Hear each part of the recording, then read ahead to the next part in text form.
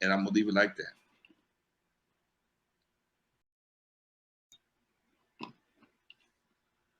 No, let me ask you, Lonzo, because when Stem Radio sent or the link to the I think it is a blue tape for anyone asking.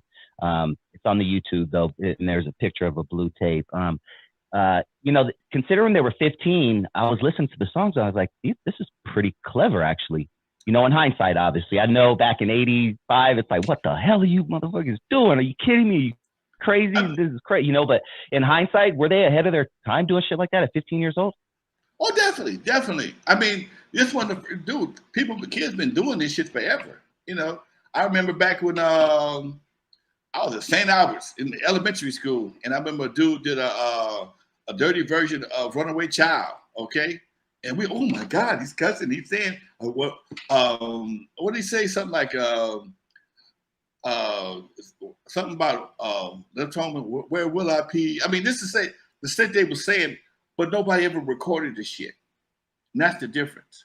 When you record that shit and put it on wax or vinyl, it changes everything. Now, understand me. Old man Dootsy Williams, the guy who owned Duro's Music Center, that was his shit. That he specialized in Red Fox and LaWanda Page and all that crazy ass so-called blue music, that party music, them party records. But again, they was all grown. They wasn't kids. And that makes the big ass difference. And that's the part that my black ass couldn't deal with. I couldn't have kids doing that. I couldn't.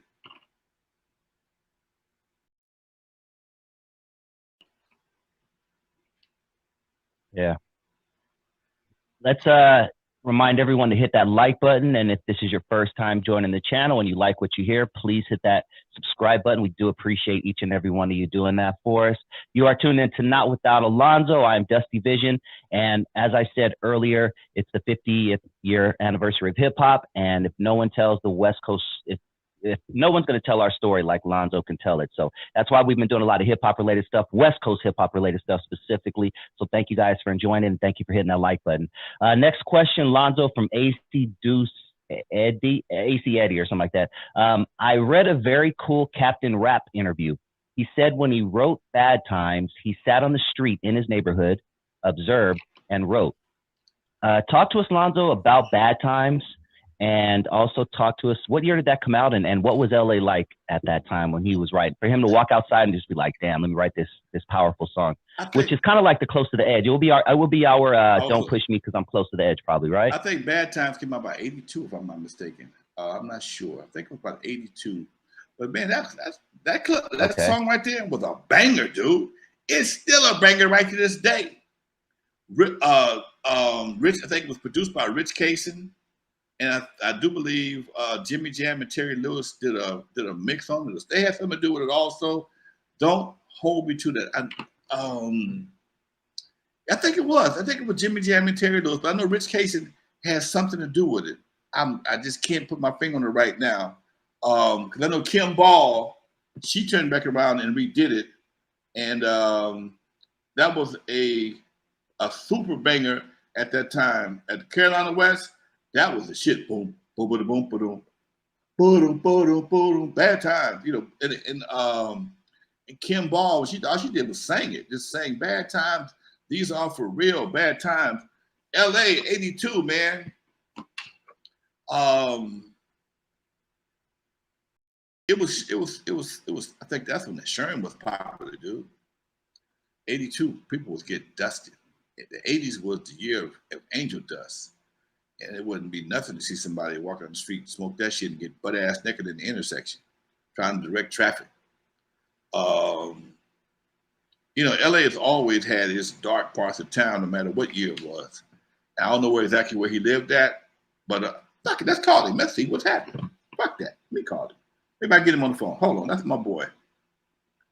Let's see who we can get on the phone. Love it. Let me see here. Love it, love it, love it. Let me see. Captain Rapp, West Coast pioneer, arguably the first person on the West Coast to release a rap song. I believe that is what I understand. If I'm not mistaken, or if I'm mistaken, please correct me. No, Captain. Yeah, Captain Rapp, man, and it was Captain. Oh, I see. My whole hip hop is messing. break it down. Captain Rapp.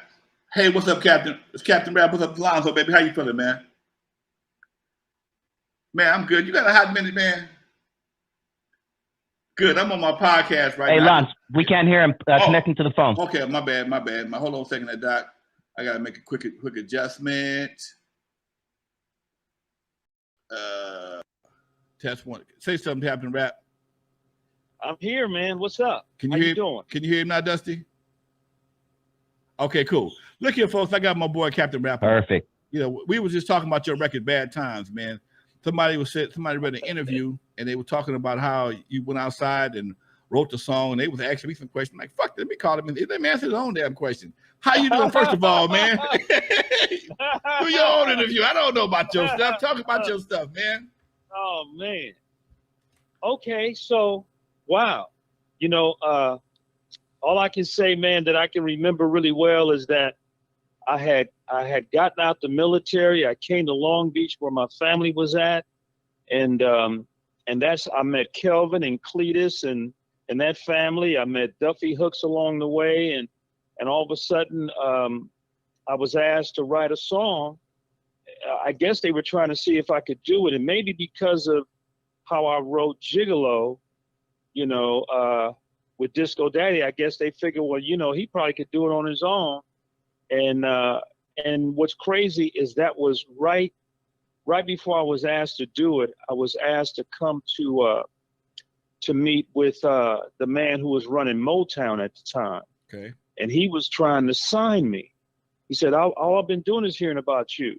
And I'm looking at the cat like, who is this guy?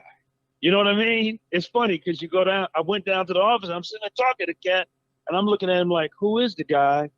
But in a long story short, Barry had hired him to be the president. I want to say at the time he had done a lot of work with a lot of people. And so I walked out of his office and I had some time to contemplate if I wanted to do it or not, or how I wanted to approach this thing. And then Cletus called me one day and said, man, I want to know if you could write something and see, you know, if you could do it. And I said, you know, what do you want? And all he said to me was, I want something that talks about how tough things are out here. That's what he said. Okay. So that's how I wrote Bad Times. I wrote Bad Times. I wrote the whole thing in probably 2 weeks. Okay. The hook and everything. I knew I wanted the hook sung. So I ended up calling, I started researching and looking for somebody to sing it, you know, and everybody I would run into, I would go, nah, they're not doing it right. I wanted somebody to take it to church. And then one day I was in the studio at Larrabee. Okay. And I was there with Jimmy, Jam, and Terry Lewis. They were helping me with the record. And all of a sudden I saw this thing on the board. I saw this girl's name and I said, well, it won't hurt just to call her. And I called her, and that was Kimberly Ball. She said, I could be down there in a minute. I said, do me a favor. I said, I'm gonna give you some lyrics real quick over the phone. I just need you to sing them. And when she sang what she sang, I said, get down here. And that's how we met. The girl was bad. I mean, she knew how to do it. And the rest was handed to Greg Mack, and Greg Mack was the one that played the record first. Hey, what did Rich Kaysen do? So this is the crazy thing. Rich Kaysen was my buddy. Okay. Rich Kaysen we were such good friends, man, that Rich Kaysen, so I guess the track was like, Rich Kaysen had done this track, but he had done a basic track of this thing. And so when Duffy had it, I think Duffy gave it to Cletus, and Cletus was the one that said, can you do something with this? And I told Cletus, I said, the track is cool. I knew, you know, that me and Rich did a lot of work, even after, I think at one point, Rich was working with Ice-T, he was working with me. I know he was the go-to guy. He was the man. Rich was the man. And a lot of people don't know at the time Rich was trying to kind of move over to the hip hop side. Rich was already, him and his partner were already doing, they were already having major blues records under their name. Right, a lot. Right. I mean, right. a lot. And I remember that. I remember Rich telling me how all the blues cats he had been working with and some of the hit records he was doing. And so when we got the the basic track. And I just remember Jimmy Jam had asked me, him and Terry were in there, and they were like, well, let me hear how you would approach this. And as I started rapping it, I knew the thing frontwards and backwards. I could do the whole thing in one take. You know what I mean? Right. After write that thing for 2 weeks. And so Jimmy said, man, I got something. And once Jimmy started putting that on it, that shit was and I was like, wait a minute, if you do that, I know what I can do now. Okay. And that's kind of the history, man. I mean, a lot of love and respect for Rich Kaysen, a lot of love and respect for Cletus to even have the idea and allow me. He didn't even ask me to, whatever I wrote, he was cool. I'm gonna be honest with you. Cletus didn't ask me to do nothing. He just said, write something about the way things are. And I, coming up, man, South Central and Long Beach and seeing how the cats handled the streets. And at the time, the drugs that was out there, that was easy to do. Right. It wasn't hard. You know what I'm saying? But I think the hardest part for me at the time was really trying to work that hook. And no matter how I wrote that hook, I always heard a female singing that hook. Okay. And then that's for real. I mean, and if I tell you I interviewed 10 women, it might have been 15. Wow. And nobody really could deliver until Kimberly Ball delivered. And I was like, man, where you been? And nobody knew she was in a group. She was signed to a major label, but they were using her the wrong way. That's why, I'll be honest with you, man, I learned over the years of my life, majors really don't know what they do. They have no idea. No idea. My girl, Mona Lisa, was the same thing, Doc. Mona was in a group called San Tropez, okay? Okay. They were a disco group, and they had her doing some disco stuff. She was the vocals. Mona reminded me of Patti LaBelle. Patti LaBelle was with her group, the LaBelles, right? I mean, LaBelles back in the day. But they didn't let the producers wouldn't let her cut loose. She had all the talent to go banging by herself, but they put it with Nona Gay and some other people. And no disrespect to both people right there, but Patti LaBelle was a powerhouse by herself, just like Mona was. And they don't, they get an idea to see somebody else being successful with a three female group. They want to produce the same shit. Mm-hmm. I'm gonna be honest with you. All the years that passed, even when we traveled together, me and Kim, I would say to people, the only female that I ever heard after the song was done that I said could give or could have given to me, Kimberly Ball, some comp on that was the girl Dre used on that song, the one that passed. What was her name? One that passed? She passed away. The girl from LA, bad as all. I mean, I can't. It's like funny because I could tell you the song, what was the song? It was Dre. Was it Dre Day? Oh, Joelle. Man, Joelle can sing ass off. Man, Joelle was that girl right there. Joelle was no joke. I listened to the song a lot of times because I like the song, but I listened to Joelle.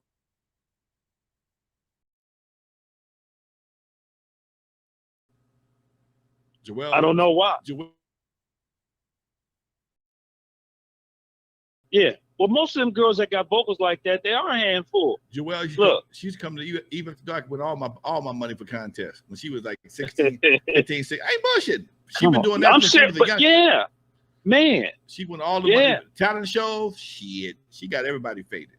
Everybody. Even after Kim did that with me, I noticed something. What's that? Kim started getting phone calls on a regular. Okay. She was getting calls. It was like, hey, can you sing this for me? Can you sing that for me? And it was funny because she would call me and say, how should I approach it? Blah, blah, blah. I say, look, see what they're going to offer you and, tell them what you want. And if you want a part of it, if you sing it something, it's part of the song, if you need some writers or some publishing, whatever, to let them know. Ask them for the split sheet. I was like, because cats ain't going to tell you that they want to give you $50 and buy. Right. So I was, I've been trying to, I ain't gonna lie, man. I just been trying to educate folks now because the game is no joke. Hey, no joke. We just talking about how fast the lights go out. You get a hit record today, standing on stage in spotlights. Next thing you know, you outside in the parking lot picking up trash.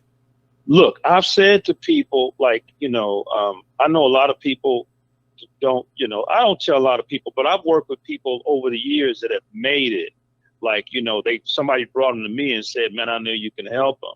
And there's a cat right now, I just won't say his name, but I'll say he's a major hip hop guy from Compton, and he's hot right now.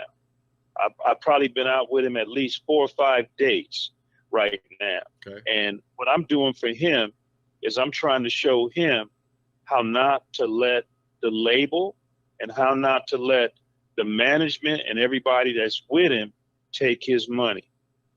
Because they will take it. And he's had hits. I mean, he didn't work. I can tell you cats he didn't work with. Okay. And he got records. He got records right now that's playing. And every time we get together, I was just with him last week, and I tell him all the time, I said, all that performing and all that, that's cool. But you know what? If you don't make sure that shit is on paper, then what happens at some point when the lights go out and everything stops, you ain't got no money. Everybody else is living off your money, living off your creativity. Exactly. Private school based on your dollars. Exactly. Hey, exactly. Is Kim Ball still with us? Yeah, she's still with you. Yeah. Okay. Somebody thought she might have passed. I'm looking in my chat room right now. No, I just talked to Kim. I want to say the past few months or so I talked to Kim. Now, if she passed, it had to be in the past few months. But I know I usually reach out to her because I got her number. I usually just call her. Hey, get a number and just check in on her. I want to holler at her. Okay, I'll do that. Right. Matter of fact, I'm gonna tell you what I'm gonna do. When I get off the phone with you, I'm gonna call her. And I'm gonna say, Lonzo want to talk with you. And I'll say, if you want to talk with him, I'll just send you the number. She'll say, okay, yes or no, whatever. No problem. But yeah, I'll make sure. All right, Doc. I had to get it from the horse's mouth, baby. That's how we do it here. All good. We call the OG. Good. I got all the triple OG's phone numbers, baby, and they answer the phone. Good, that's a true it's OG. Much love, Doc. All right, Holler later. brother. All right, peace. You too. All right, later.